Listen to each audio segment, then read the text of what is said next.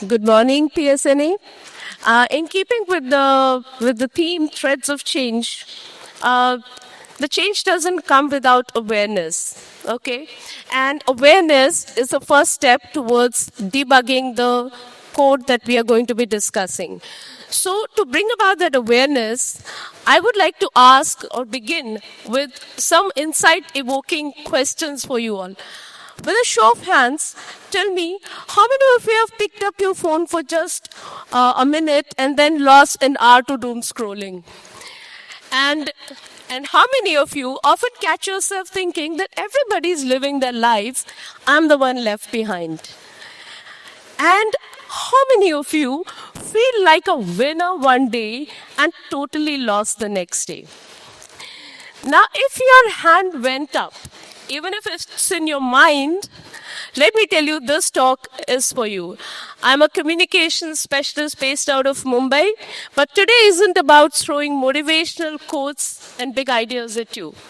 It's about the 3 bugs in the mental code that we need to look at.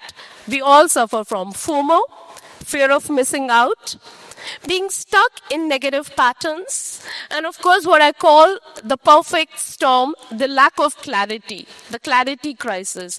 Now, moving ahead, let us understand how we are going to tackle these issues as students, as individuals, and how we can find ways around it. Because this is one of the few mental challenges faced by students very regularly. But let me begin with sharing something very personal with you.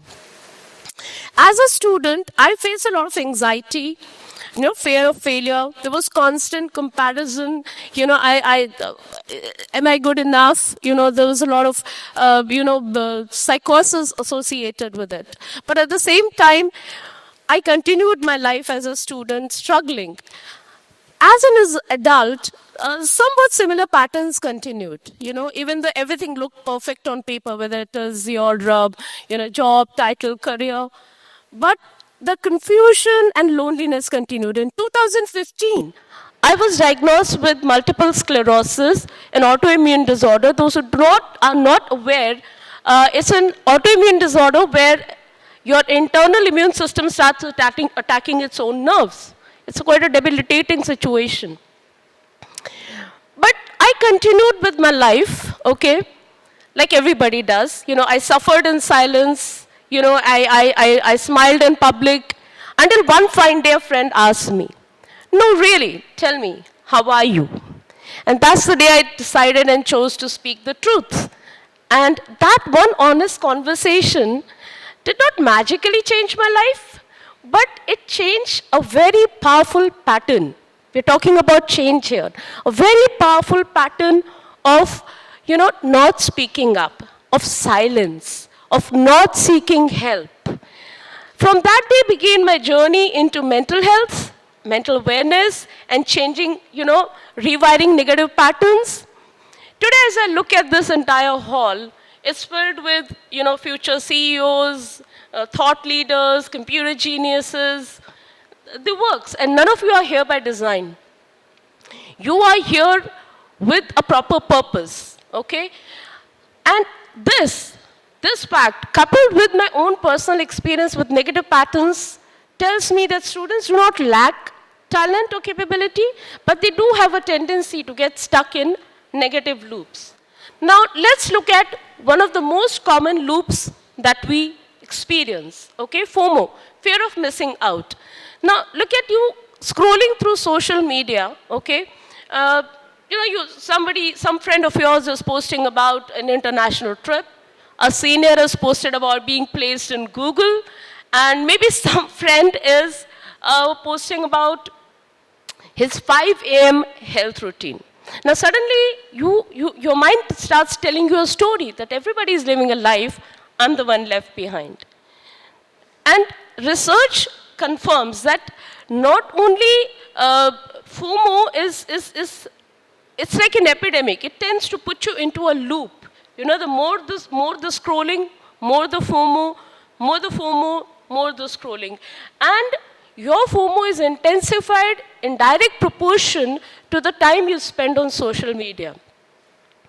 Now, to understand this process further, you need to understand that FOMO comes from a space of lack, which is a deep belief that something is not enough in me, okay? And let's understand, when you are looking at people living their lives, on social media, suddenly your brain is telling you that, you're tired of watching all that, you're not sleeping well, and there's brain fog, and suddenly your brain is telling you that, okay, something is not right with my life. There's something not enough in my life, or it's not good enough. Now, the fact is that's the error. You are making a mistake of comparing your entire life with somebody's carefully curated 30 seconds. What you're comparing with is not actually a life, it's content creation. And what you're actually missing out is not the event itself, but the better version of you in that event. Now let's look at how can we break this FOMO pattern. First practical hack is phone-free time. Of course, you can choose to keep your phone away, let's say between 9 to 10 p.m., no social media, okay? You can keep the phone away in another room, use an app blocker maybe. That 1 hour is the time or space for your mind to breathe easy without any inputs.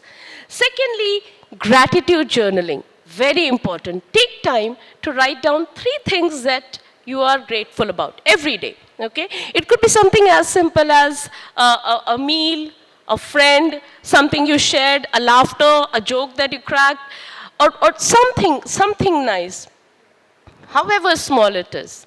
Gratitude shifts your brain from what am I missing to what I already have. And that reduces the need to constantly compare with others.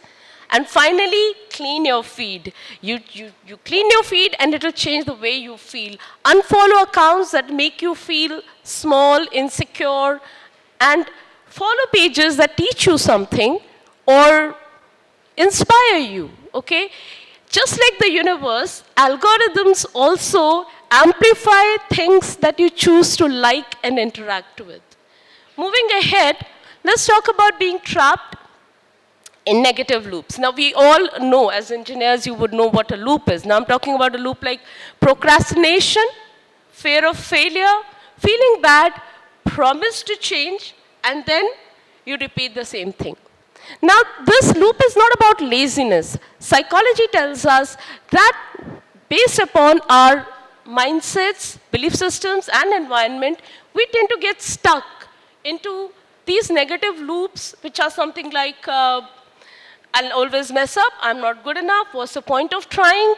Now, there's a lot of psychological pain caused by such kind of thoughts. And we tend to use procrastination as a numbing balm for that psychological pain. Now, let's understand what's happening. Let's take an example. We all know of that one particular smart last-minute student. There is a semester paper to be submitted, and he will say, I'll start early, but he delays until the night before the submission. There is panic, caffeine, drama, and he feels bad about it. He promises that the next semester, things will be different, but the same cycle repeats itself. Now let's understand what's happening with him. In his fear of failure and his feeling bad, his nervous system is stuck in what is called a fight or flight response. Adrenaline is kicking in, keeping him thriving. But at the same time, there is a comforting story that if I had started earlier, I would have done amazing. And to back it up, there is a ready-made excuse where we are saying that, okay, I didn't have enough time, and that's the reason my marks are low. Now this loop keeps his ego very well satisfied, but it takes away from his peace of mind and also causes a lot of stress. Procrastination is the word that I would like to emphasize upon. These are the 2 hacks that I personally use a lot. What can you do to break through procrastination? First is the 5-minute rule. This is something I personally use. I tell myself that I'm going to just spend 5 minutes on this project. not finish it, not master it, just spend 5 minutes starting it. Trust me when I say starting is the toughest part. Once you start, you will realize that the momentum takes over. Moving on to micro steps. Sometimes we use procrastination because a job looks too big, too daunting. Micro steps help then. So to give you an example, on your to-do list, don't write that I will do the project. Maybe write, I will open the laptop, I will create a document, I'll title the document, and I'll just list 3 bullet points. Sounds silly, but it is very realistic. With every small action you take, it gives you a hit of progress. And let me tell you one thing, nothing fuels motivation better than a sense of progress. Now, all I'm saying at this point of time, with all this awareness, the third bug that we are talking about is the clarity crisis, which I call the perfect storm. Basically, we are talking about, when I ask students, what do you want to do after engineering? What do you want to do after college? And the answer is, maybe I'll study further, maybe I'll go abroad, maybe I'll join my father's business. Basically, what they're telling me is, I'll see. Now, this kind of lack of clarity creates a low-scale, low-level anxiety, a continuous low-level anxiety. It's like missing an inner compass inside of you. When you don't have that inner compass, you will look for outer references to find your path. Okay, and then comes the constant comparison, which is something that we need to avoid. Needless to add, that lack of clarity creates random decisions, leads to random decisions which have no long-term bearing on your future. Sometimes they can even be counterproductive. So with all this awareness, let us also do a quick reality check with the numbers to put it into perspective. As you can see on the screen, a study conducted in 2025 says that almost 52% of the students faced some or the other form of mental challenges. Okay? And out of that, 80% dealt with stress, high-level stress, and almost 55% dealt with or tackled with anxiety on a regular basis. This led to depression-like symptoms triggered by loneliness, academic stress, and low self-esteem. Now, all I'm trying to say here, don't get boggled by these numbers. All I'm trying to say is, you're just a human being under a lot of pressure from all quarters to take decisions, to excel, expectations. So all you need to do is that understand that you are not broken, you are just simply coping. We all are. We all are coping at some level or the other. But the very fact that you're here, present, with your 100%, tells me that your resilience is something to reckon with. And don't ever forget that. Now, I want you to do a small little debugging exercise, a small internal exercise. Just take a deep breath and answer these questions on the screen. You don't need to say it out aloud. Say it in your mind and just ask yourself, what is one pattern that is holding me back right now? Is it overthinking, scrolling, procrastinating, or people-pleasing? Secondly, which feeling I'm experiencing the most these days? Is it anxiety, guilt, emptiness, or fear of judgment? Lastly, which is one area where I would need to have more clarity? Is it career? Is it relationships? Is it self-confidence? Is it purpose? Let me tell you one thing. If you've honestly answered all these questions to yourself, you've taken the first step of awareness. And awareness is the first step of change.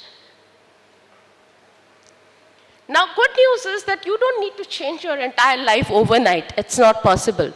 But what you can do is, you just need to change small default settings changes, small adjustments that you can do. One is writing a worry journal. Spend 10 minutes every day putting your negative thoughts, your worries out onto a paper. Let me tell you that once you put your worries out onto the paper, they tend to lose some of their negative impact. Secondly, challenge your thoughts. If someday your mind is telling you, I cannot do it, it is impossible, okay? Ask yourself, is that really a fact, or is it just your fear speaking? Replace it with something more productive. Like if I spend 30 minutes working on this every day, my chances of succeeding go up to almost 90%. Now, I'm not saying you lie to yourself. I'm telling you, choose a more useful thought. Building anchored habits go a long way in fighting inconsistency. Now, you can choose something very small, like maybe I'll make my bed every day, maybe water a plant, maybe I'll go for a walk, maybe drink water first thing in the morning. Very small, but do it consistently. That's you telling your mind that I'm someone who can stick to something. And that shifts your identity from I am inconsistent to I have potential to improve. As I was mentioning about the mental code, all I can say is that as engineers, some of you would know that you're not just your code. You are the programmer of that code. So you can update your entire code with just 3 simple steps. Pick one pattern that you want to change. It could be late night scrolling, it could be last minute studying, it could be not interacting in the class. Identify that pattern which is holding you back. Design one tiny action where you can counter that. It could be like, okay, you have a phone-free time, or you interact in the class, you ask one question in the class in a week at least. And lastly, share this commitment with a senior or a friend or a mentor, or write it down somewhere where you can see it. Once you write it down, when it's out in the real world, your commitment, it becomes more real and it makes you all the more accountable. Lastly, as we draw closer to the end of my talk, I would like you to know that this is a time for you to learn and grow, but also time for you to stumble, okay? And every stumble is not the proof of any incapability. It is simply a feedback for you to update your code. And I'm sure you can do this. I would like you to remember from this talk, importantly, is that you are not stuck. You are just running an old version of yourself. And you can update that code of yours, one thought, one habit, one conversation at a time. You don't need to plan your whole life at once. Just start with aiming for what is it going to be at the end of 3 months. And lastly, remember, you have more power than you think, especially on the days that you feel the weakest. Thank you all. Have a lovely life.